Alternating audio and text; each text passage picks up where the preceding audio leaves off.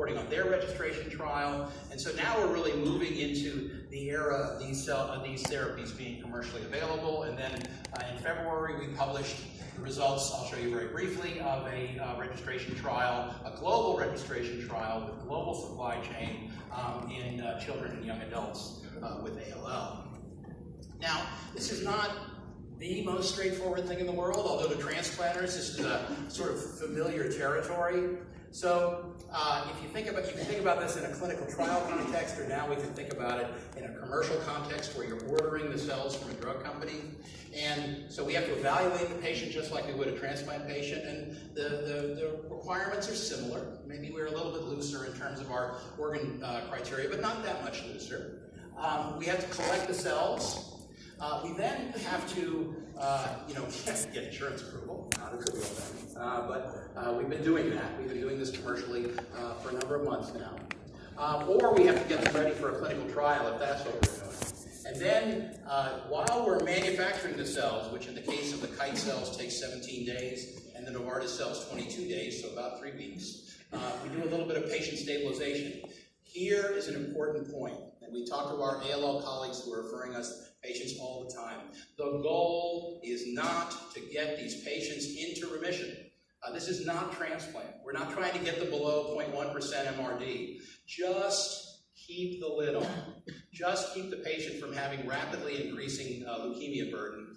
We'll take care of the rest with the CAR T cells. So there's not an attempt to beat these patients into remission with very high-dose chemotherapy regimens that's so familiar to all of us as we try to get leukemia patients into a transplantable remission, which is harder and harder to do as the upfront therapies have gotten better. It's harder to get them in remission, and it's hard to get them not just in remission, but to the level of MRD that most of us would be comfortable transplanting them. We don't need that. So 0.1% is what a transplanter is looking for, ideally 0. But 1%, which would be devastating for transplant, perfectly fine. 10%, okay. 95% blasts in the bone marrow. We can still treat that patient successfully. We then infuse the patient, and we'll talk about that process. Now, this issue of stabilization, I have to make a brief comment on this. This has been much more important in the clinical trial era, where access to manufacturing was limiting, and we had to wait 2, 3, sometimes even 4 months before we had a manufacturing slot for that patient.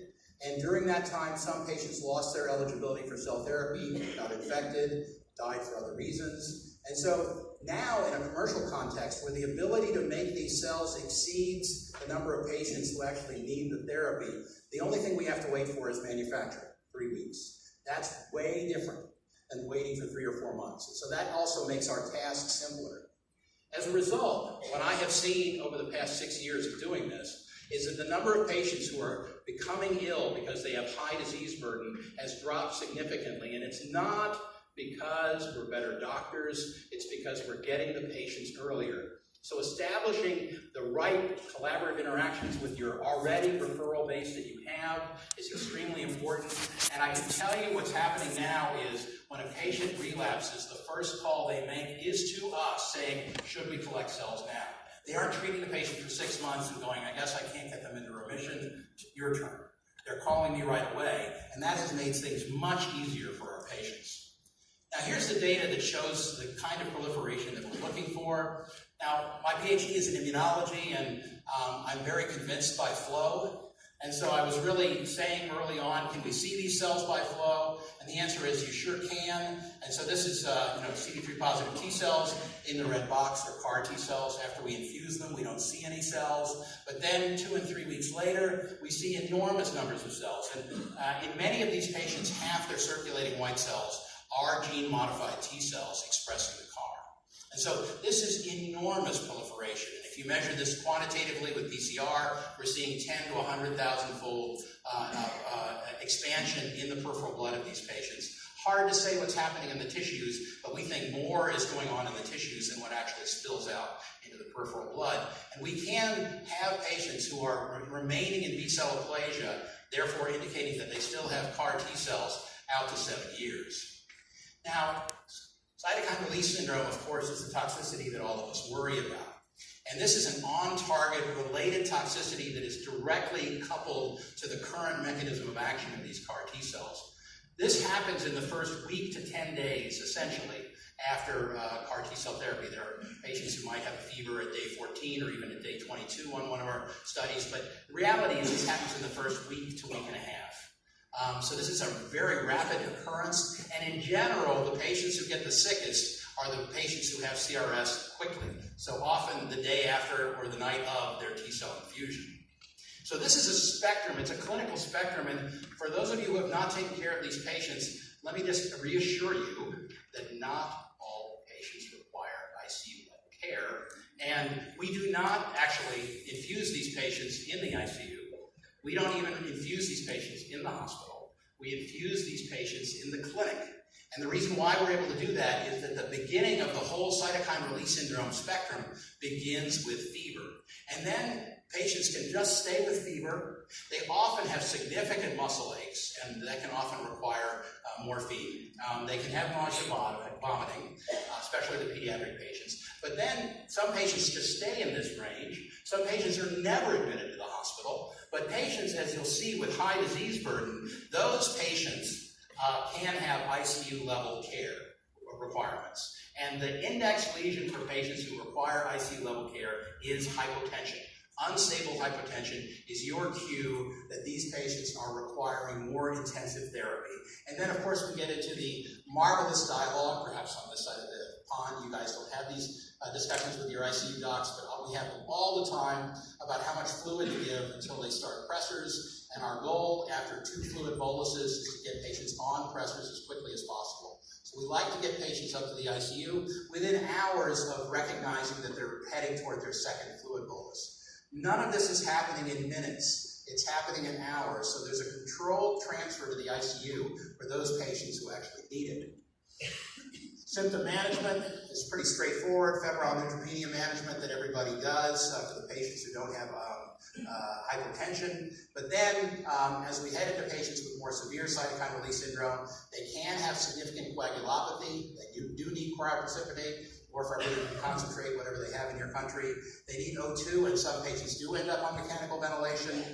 And they absolutely need their hypotension, which is the most important lesion to these patients, controlled with pressors. And it's not unusual to have these patients on 2 or 3 pressors for a short period of time. Now, this is, I think, a key clinical point that led to our understanding of how to manage cytokine release syndrome, and that is that cytokine release syndrome overlaps very significantly, especially on the severe end of the scale, with macrophage activation syndrome.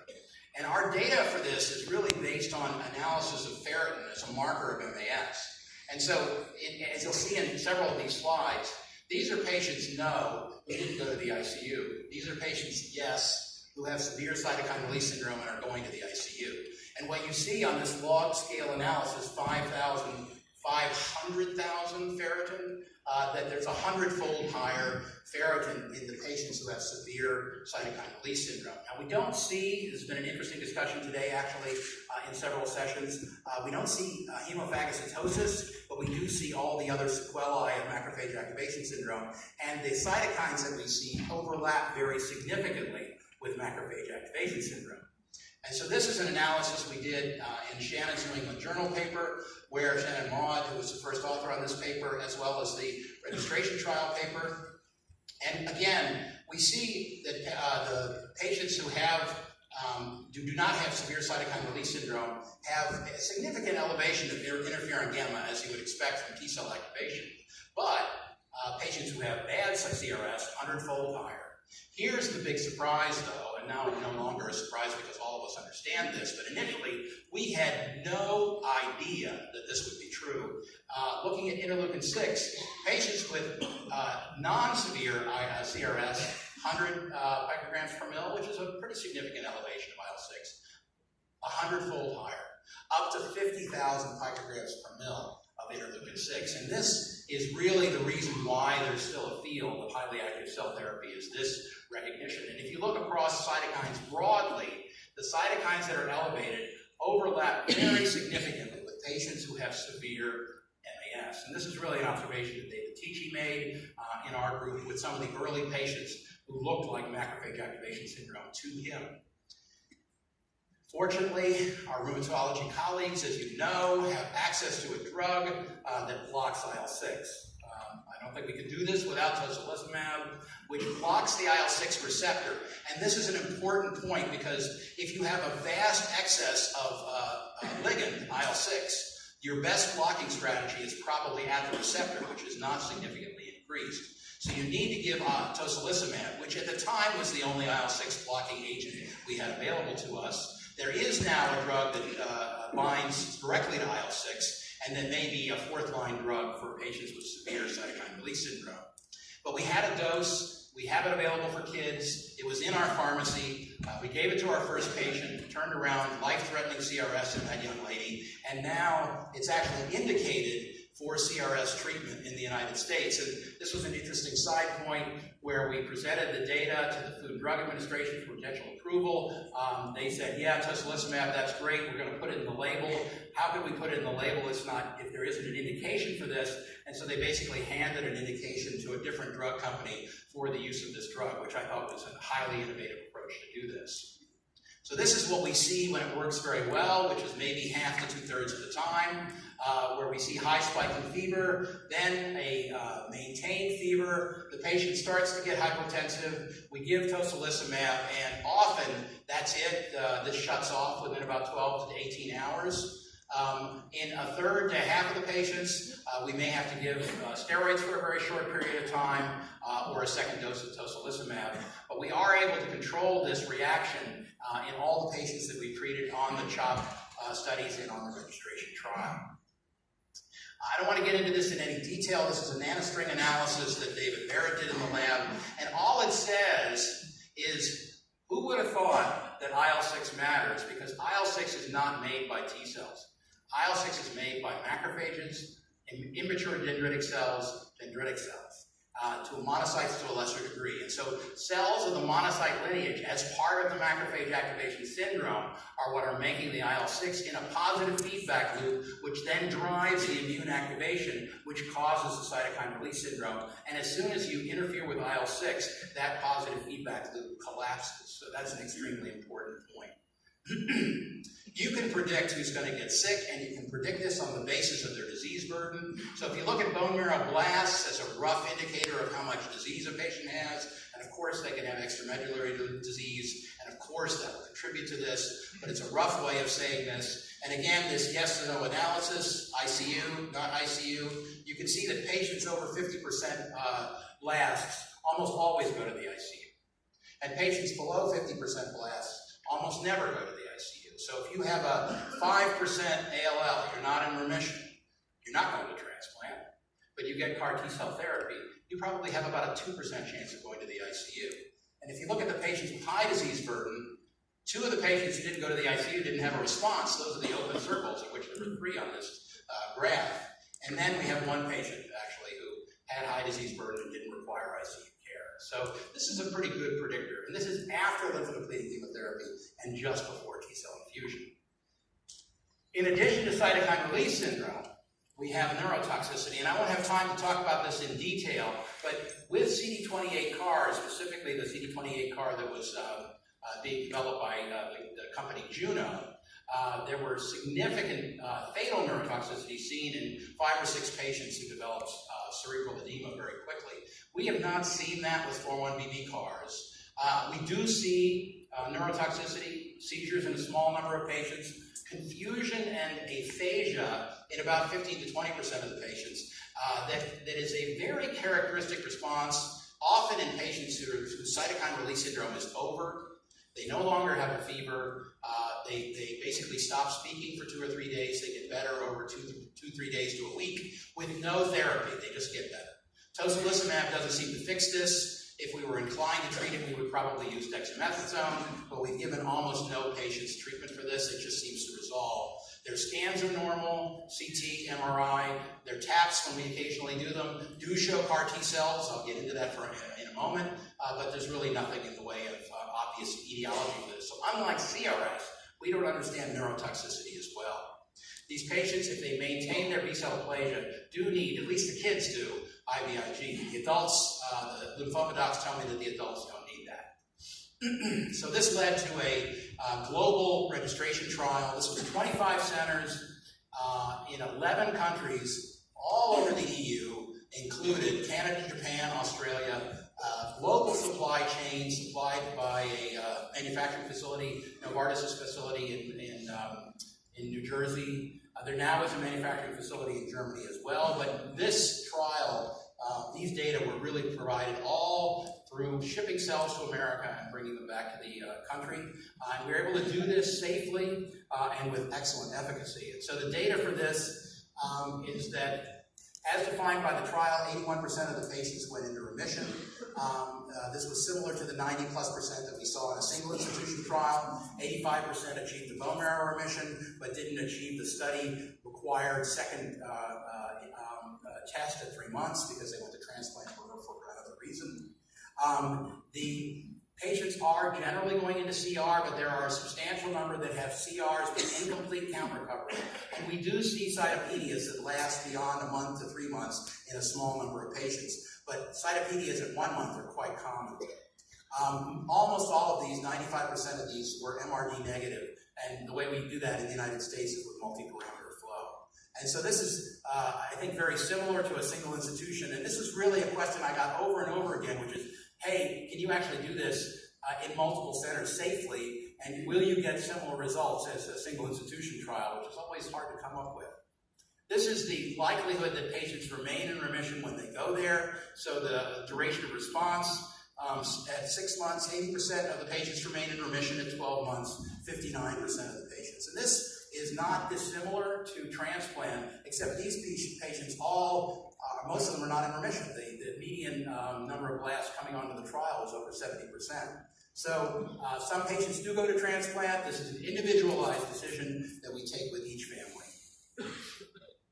I won't get into the data here except to say these cells go to the CNS. They control CNS disease. We have not seen CNS relapses on our CHOP trial. We need to follow this longer, of course, but I have patients who are 2, 3, 4, 5 years out without CNS relapse. 98% of the patients have CAR T cells in their spinal fluid. We have seen control with overt CNS parenchymal lesions in patients. So this is a successful way of treating CNS disease. And of course, all of you who treat ALL know how important that is. Now, there are patients who relapse. It's 85% remission induction followed by 59% in a year. What's the difference? There's a small number of patients who relapse with ALL that remain CD19 positive. That's a T cell failure. Those are people who lose their CAR T cells within 3 or 4 months.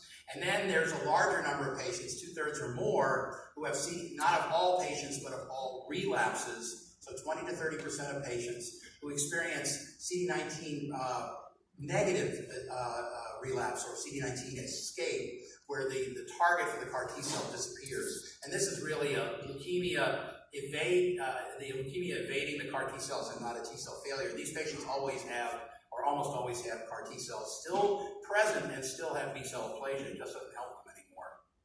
So where are we in the United States? The first CAR T cell product, Kymriah, was approved in August of last year. And then within a couple months, we saw the approval of Yescarta, the Kite product for DLBCL. And so this is moving rapidly. And of course, our hope is that the EU submissions are out, and we're hoping to hear in the next, hopefully, 3 or 4 months. Kymriah for both pediatric young adult ALL, like in the United States, Kymriah for DLBCL, and Yescarta for DLBCL, as is already approved in the United States. Current indications are ALL up to age 25. This is being enforced by the drug company. So you say, hey, it's off-label, I'll give it to a 26-year-old. But because they make the cells on an individual patient, they see the age of the patient. And right now, there is not an option except in a clinical trial to give a patient more than 25 years old. Refractory, as defined by the physician, or second relapse. Patients don't have to be in remission. It's not a transplant, you don't need a donor. They'll be following these patients on a registry, but the long-term genetic follow-up that was required in these gene therapy trials is not part of the commercial indication.